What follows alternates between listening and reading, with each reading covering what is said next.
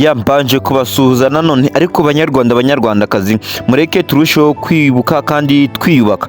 Rero muri iki kiganiro cy'umunsi wa none ngiye kurushaho kubasobanura ijambo jenoside, cyangwa se ku rundi ruhande mbagezeho ubwoko butanu bwa jenoside. Abantu benshi tumenyereye ko cyangwa se tuzi ko abantu iyo bishwe ari inzirakarengane aribwo bakorewe jenoside, ariko nanone ku rundi ruhande muri bwa bwoko butanu umuntu ashobora gukorerwa akaba akorerwa cya jenoside, si uko ashobora kuba yishwe cyangwa azira ubusa cyangwa se azira ubwoko runaka, ahubwo hari n'ibindi bikorwa umuntu ashobora gukorerwa, ibyo bikorwa bikaba bimeze nk'aho akorewe jenoside. Ubundi byemewe ibyo bikorwa yabikorerwa, nta kabuza uwo muntu aba akorewe jenoside.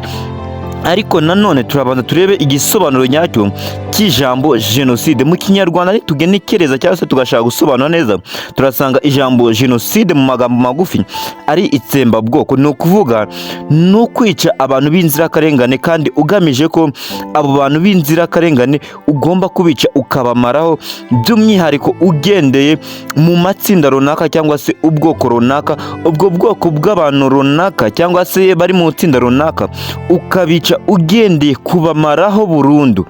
Icyo ni cyo gisobanuro cy'ijambo jenoside mu magambo magufi y'ikinyarwanda. Ushaka bavuga ati ijambo jenoside ni itsembabwoko, mbega ugamije kwica ukabamaraho. Tugiye kurebera hamwe rero ubwoko butanu bwa jenoside umuntu ashobora gukorerwa, kabone nubwo yaba atishwe cyangwa se atagiriwe urundi rugomo runaka, ariko ibyo bikorwa umuntu yabikorerwa akaba yakorewe jenoside. Ariko nanone ibyo bikorwa nanone ntabwo twavuga ngo ni urugomo, kuko n'ubundi aba yahohotewe. Sorry kuba nari mbivuze gutyo, nta kabuza iyo umuntu akorewe ibikorwa bikurikira aba yakorewe jenoside nk'uko byemejwe na UN United Nation.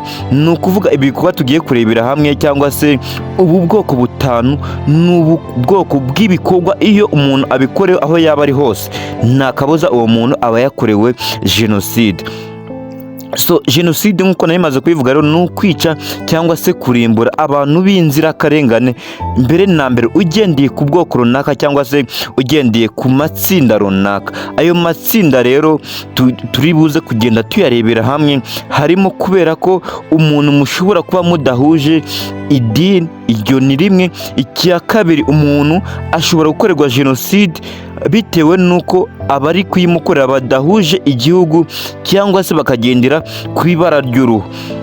Ni ukuvuga nitujya ku dini, ushobora gusanga hari abantu bashobora kuba barakorewe jenoside bagendewe ku idini, bakavuga ati urugero aba ni abayisilamu cyangwa se ni abakatoliki, tugomba kubica tukabamaraho, ntihagire abayisilamu cyangwa se abakatoliki basigaraho. Urumva aho ngaho baba bavuze ati aba bantu tugomba kubica tukabamaraho kubera ko ari, urumva neza, ni ukubera ko bari mu bundi bwoko butandukanye n'ubwo ushaka kubakorera iyo jenoside bafite ikintu kibatandukanya ari ryo dini.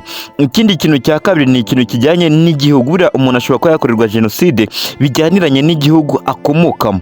Urugero, ushobora kuva hano muri Afurika ukajya ku bihugu by'i Burayi, ariko nanone ukaba wakwicwa uzize yuko uri umunyagihugu runaka ahantu uturuka, ariko nanone ugasanga uri inzirakarengane, kuko nanone umuntu ntabwo ahitamo aho agomba kuvukira.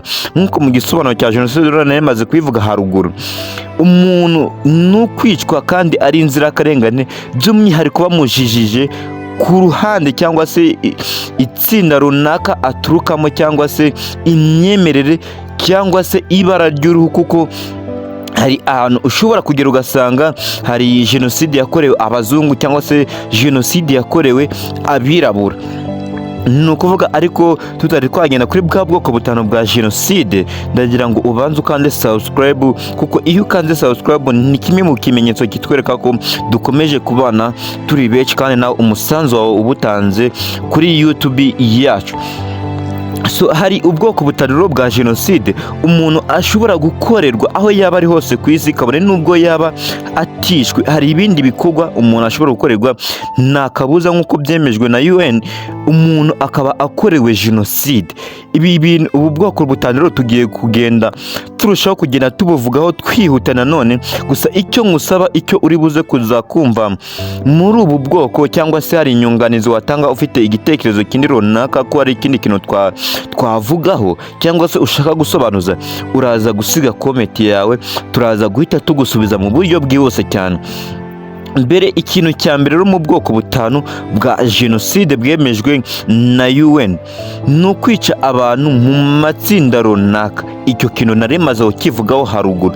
Nta kabuza iyo ufashe abantu runaka bari mu matsinda bakavuga ati bari abantu bari mu tsinda tutarimo, tugomba gufata iriya tsinda runaka tukaryica, tukaritsemba, tukarimaraho. Abantu bakomoka urugero nko ku bandi bantu runaka bakaba bati bari abantu nabo kwa runaka tugomba kwica tukabamaraho, cyangwa se bari muri rya tsinda nk'uko nari nabivuze ruguru, bari mu gihugu runaka n'abandi ari abandi bo mu gihugu runaka, ugasanga bamwe baribasira bakaba bati bari abantu tugomba kubica kuko tudahuje igihugu, cyangwa se bari abantu tugomba kubica kubera ko tudahuje imyemerere. Aho ngaho ni ku idini. Nekereza ko hari igihe mushobora kujya mwumva ko hari jenoside yakorewe abayahudi. Urumva rero ibyo bintu bijyanye n'imyemerere cyangwa se ibintu bijyanye n'igihugu nabyo umuntu ashobora kuba yabizira, kandi mu by'ukuri ari inzirakarengane.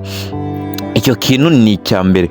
Icya kabiri nanone cyemejwe na UN ko umuntu ashobora kugikorerwa akaba akorewe jenoside ni ugukorometsa cyangwa kugirira nabi bikomeye umubiri no ku mutima. Ni ukuvuga umuntu ugasanga arakubitwa cyangwa se abwirwa amagambo atari meza, ya magambo nyine amusesereza. Nanone bijyaniranye, ashobora kuba akorerwa jenoside bijyaniranye no gukubitwa cyane cyangwa se akoreshwa nabi imirimo y'agahato, ugasanga baramufunga, arahoterwa nyine agakorerwa iyicarubozo niko twabyita, abwirwa n'amagambo mabi cyane. Uwo muntu nanone nubwo aba ari gukubita ariko atishwe, nanone ibikorwa akorerwa ni jenoside bijyaniranye n'uburyo afashwemo.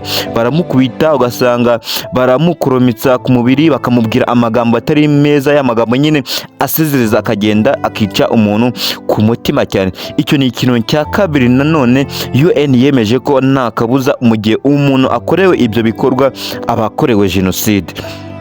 Ni ukuvuga ikintu cya gatatu, gushyira itsinda mu buryo bugamije kurimbura.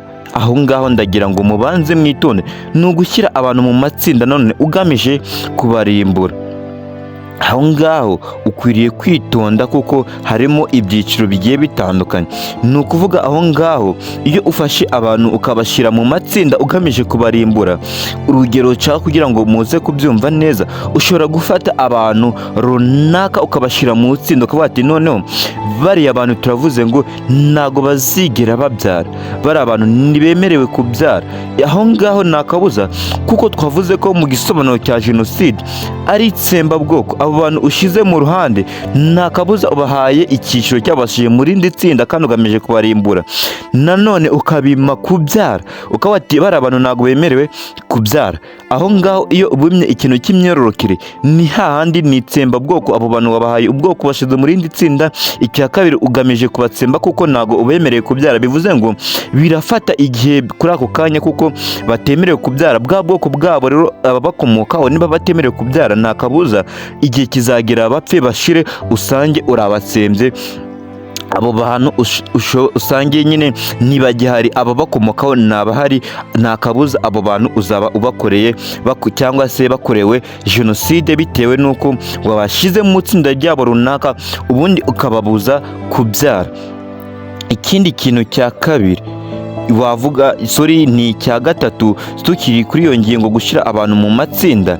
Hari abantu uburyo bashyira mu matsinda none ukabima ubuzima bwiza, ukabima ibiryo, ukabima ubuvuzi. Nta kabuza nanone ibyo ni ibyaha bikorwa nanone bijyanye n'ihohoterwa, kwima umuntu uburenganzira bwe, ukamwima ibyo akeneye kugira ngo abeho kugeza apfuye. Urumva ko uwo muntu nta kabuza nanone abakorewe ikintu ni jenoside mu buryo bwuzuye. Uba ukoreye umuntu kumwima ibiryo, ukamwima amazi, ukamwima n'ubuvuzi, n'ubundi aho uba uri kumwerekeza n'ahandi usibye ku rupfu. Kandi nanone mbere yuko ibyo bikorwa bibaho ntabwo aba ari abantu muri rusange, uba wabanza ukabashyira mu itsinda runaka, ugahita uvuga ati noneho iri tsinda aho bigeze aba bantu runaka dushyize kuri uru ruhande ntabwo bemerewe guhabwa ubuvuzi, ntibemerewe guhabwa ibiryo cyangwa amazi. Abo bantu uba bakoreye jenoside kuko ubatandukanyije n'abandi jenoside ukabashyira mu cyiciro cyabo. Icyo yari ingingo ya kane. Iya gatatu nayo imaze kuyivugaho, ni ugufata abantu ukabashyira mu cyiciro runaka cyangwa se mu tsinda runaka, ukavuga ati aba bantu ntibemerewe kubyara, kuko igihe kiragira nk'uko nari maze kubivuga haruguru, abo bantu ugasanga kuko babuze ababakomokaho, mwababujije kubyara, mwabujije uburenganzira bwabo, abo bantu bakazimira. Iyo ni jenoside yuzuye. Rero ku kintu cya gatanu ni ukwambura abana ababyeyi babo ukabajyana mu tsinda runaka, ugasanga umwana nimba avukiye mwambuye aho yaturutse umujyanye ahandi hantu, mu by'ukuri mu buryo ki butemewe, muri bwa buryo nyine bugaragaza ko umuntu umwatse uburenganzira bw'ahari, ukamuvana ahari ukamushyira mu kindi cyiciro runaka cyangwa mu rindi tsinda runaka, ariko umutandukanyije n'ahakomoka, kuko warangije gufata ahakomoka ukashyira nk'aho ari ikizira kuba ahakomoka. Nta kabuza iyo umwana umutandukanyije n'ahakomoka ukamujyana mu cyiciro kimwe umujyanye mu kindi, cyangwa ukamuvana mu tsinda rimwe umujyanye mu rindi, nta kabuza habe uwo mwana cyangwa se abo bandi uwo mwana akomotseho baba bakorewe jenoside. Ni ukuvuga ibi ni byo byiciro bitanu ushobora gusanga jenoside ikorwamo hirya no hino ku isi, ushobora gusanga abantu benshi batari bazi. Rero tutatinze mu magambo menshi cyangwa se tugire ibindi bintu tuganira kuri iki cyegeranyo, nari navuze ko turi buze kuvuga ibintu bitanu tubinyuzemo twihuta kugira ngo iminota itaza kuba miremire. Ariko nanone iyi ni YouTube channel yacu yitwa Impanda Sport TV, ndagusaba ko wakanda subscribe kugira ngo turusheho kugenda tubana turi benshi, kandi nongere mbabwire ngo banyarwanda banyarwandakazi, twibuke twiyubaka, ngende ari w'u Rwanda.